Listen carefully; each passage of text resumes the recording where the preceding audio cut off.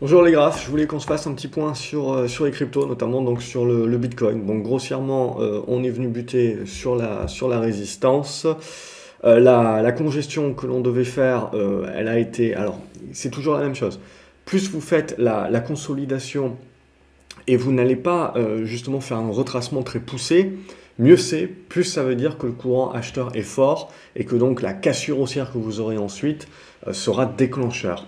Donc c'est ça également qu'on se disait les semaines précédentes, c'était de faire attention, de ne pas mettre la charrue avant les bœufs, puisque pour l'instant, on était toujours en mode rebond, aussi fort soient les rebonds, et notamment surtout sur d'autres cryptos random où on avait eu des mouvements de plus 30, plus 40, plus 50, plus 60%, et pour autant, voilà, ça ne changeait pas non plus la dimension la tendance de fond. C'était ce dont on s'était parlé. Donc là, quand on regarde notre Bitcoin, il est en train de revenir sur les anciennes obliques qui nous avaient servi de résistance et qui avaient cassé en donnant de signal, donc qui servent dorénavant de support. Enfin, la première a été cassée par le bas assez facilement, donc on est très léger, hein. C'est là pour moi, si on avait dû prouver vraiment de la force pour vraiment partir en mode on retourne le marché à la hausse, où on n'est pas loin de le faire, ou en tout cas on démonte suffisamment de force pour le faire, il aurait fallu s'en tenir aux 44 000 $ max. Après, dans le pire des cas, le signal était pas altéré tant qu'on tenait les 42 000.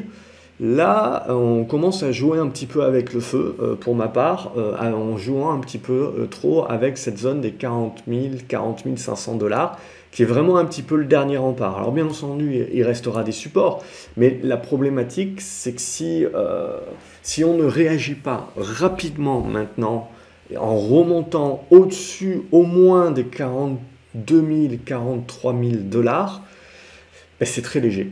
C'est très léger et il va falloir un petit peu être prudent sur la suite, que finalement ça ne soit pas un simple rebond dans une tendance après une attaque baissière qui finalement recasse par le bas et donc ne fait que valider en fait le retournement plutôt à la baisse, en tout cas sur des unités de temps journalières, puisque sur des unités de temps plus longues, on reste encore dans des tendances de fond haussières. Bon, à ce stade-là, donc pour moi, on joue un petit peu trop avec le feu.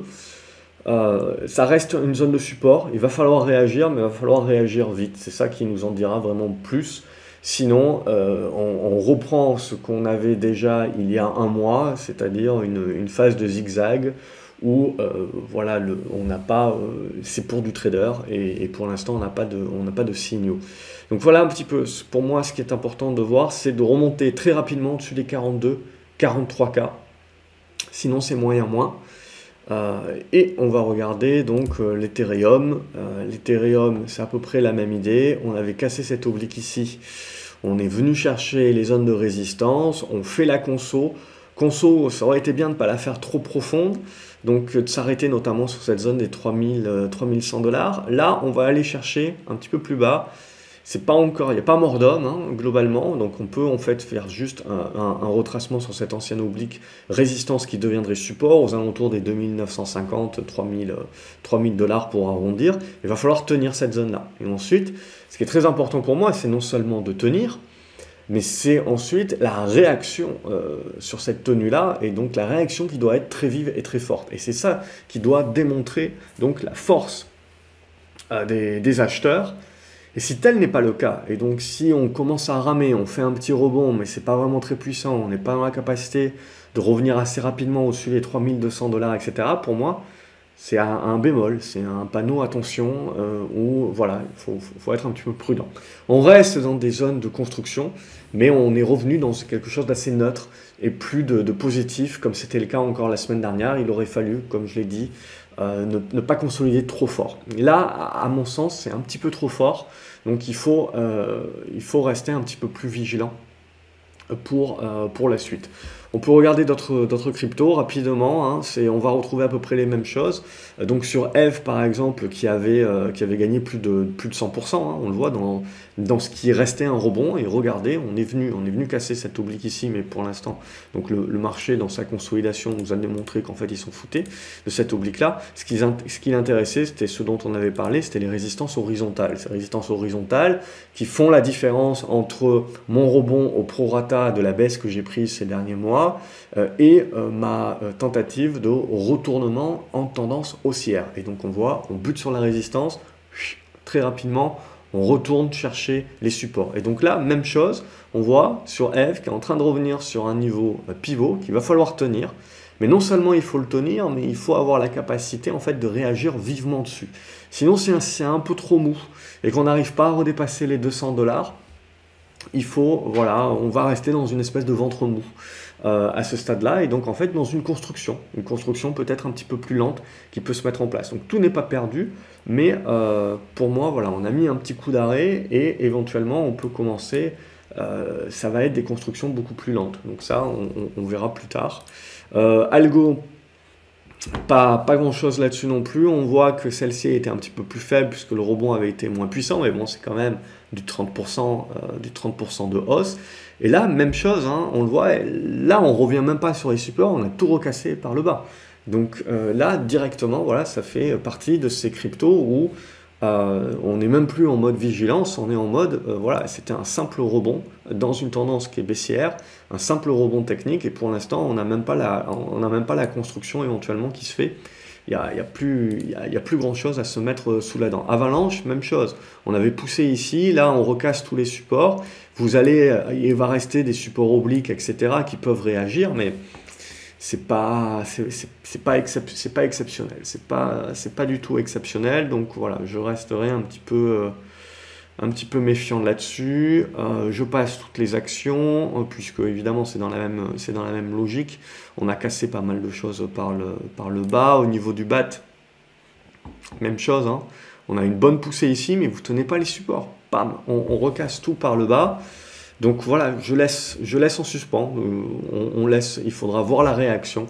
Où se fait la réaction et avec quelle force se fait la réaction. Là, pour moi, c'est pas Jojo. C'est pas terrible.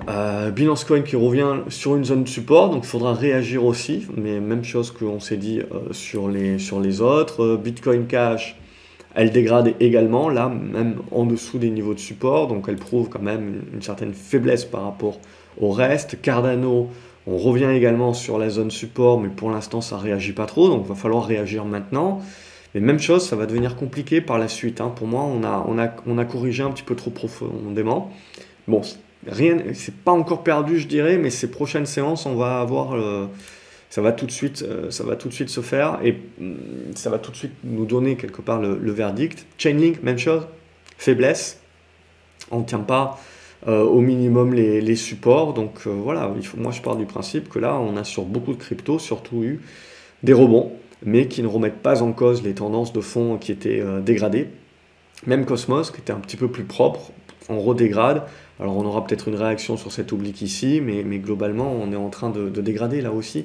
Voilà, d'un point de vue investisseur, moyen terme, etc., il n'y a plus rien dorénavant. Le Dash, même chose, on est en train de recasser les supports par le bas. Le Dogecoin, rien non plus. Ça reste au-dessus des supports. Alors on a la chance d'avoir Musk qui n'arrête pas d'en parler globalement, mais voilà, on va dire qu'on a un support sur la zone des 12 centimes de dollars et des brouettes. Tant que ça reste encore sur cette zone-là, ça peut encore congestionner un petit peu. On se méfiera si ça casse par le bas.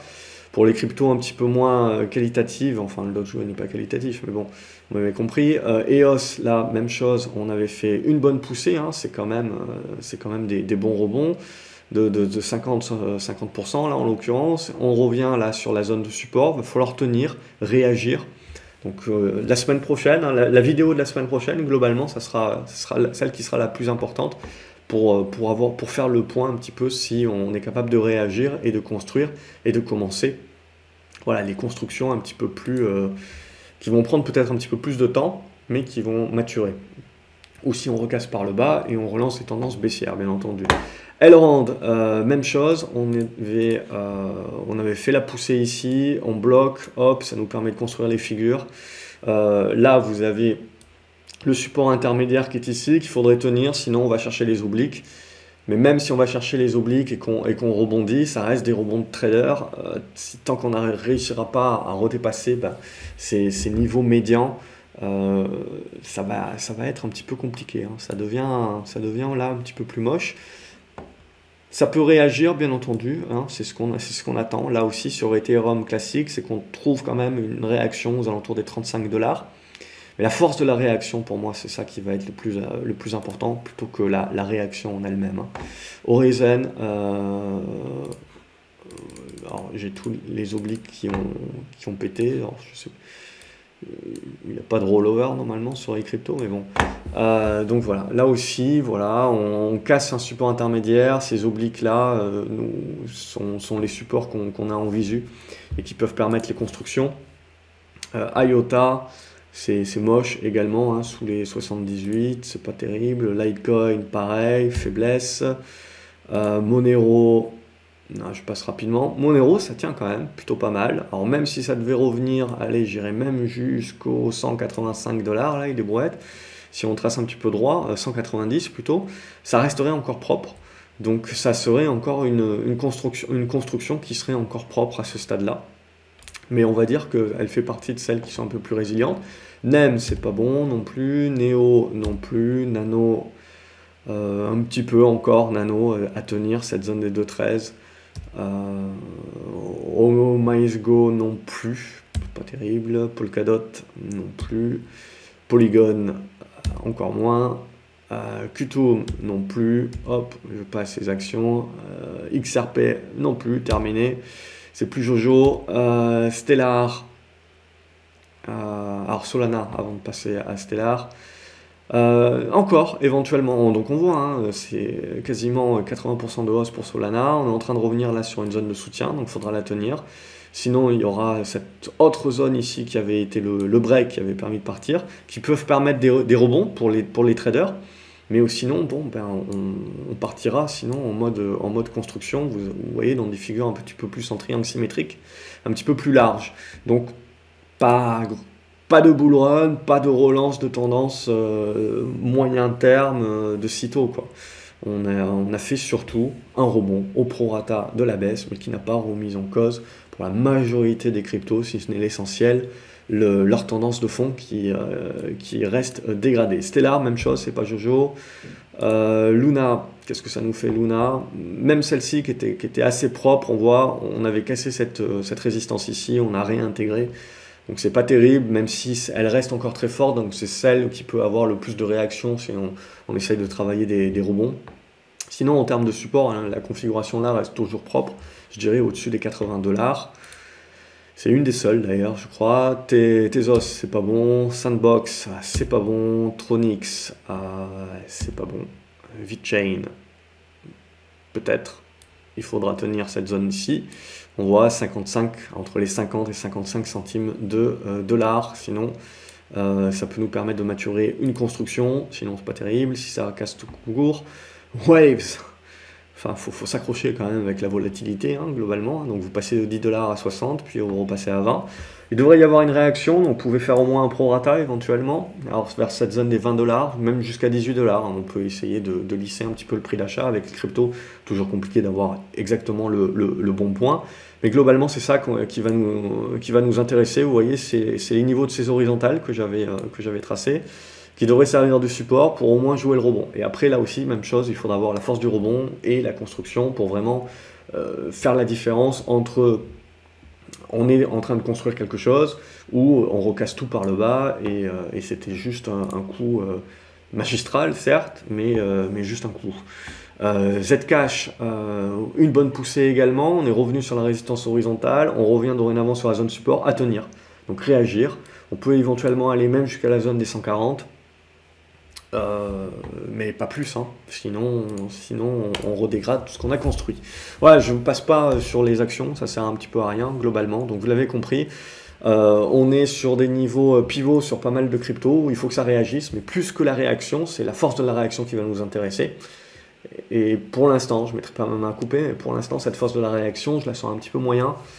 Donc c'est plutôt une casquette, on peut jouer le rebond, mais en mode trader, et sinon on reste un petit peu avec la casquette prudente pour la suite des opérations. Voilà pour ce petit point hebdomadaire des cryptos. N'hésitez pas à vous abonner, à partager la vidéo, à la liker également, ça fait toujours plaisir, et puis ça aide la vidéo éventuellement à se faire repérer par d'autres investisseurs que ça peut éventuellement aider également. Excellente journée à vous les graphes, et à la prochaine, salut.